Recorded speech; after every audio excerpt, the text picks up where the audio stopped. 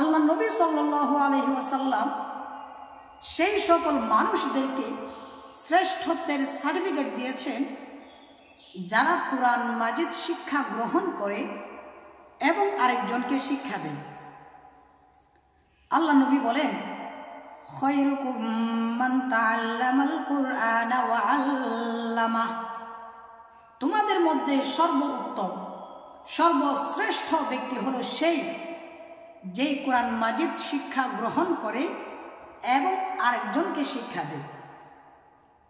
আমি আপনি যদি আল্লাহ তাআলার কাছে শ্রেষ্ঠ মানুষ হতে চাই, আল্লাহ তাআলার কাছে প্রিয় বান্দাদের অন্তর্ভুক্ত হতে চাই, তাহলে কোরআন মাজিদ নিজেকে শিখতে হবে, নিজে শিখে আরেকজনকে শিখাইতে হবে।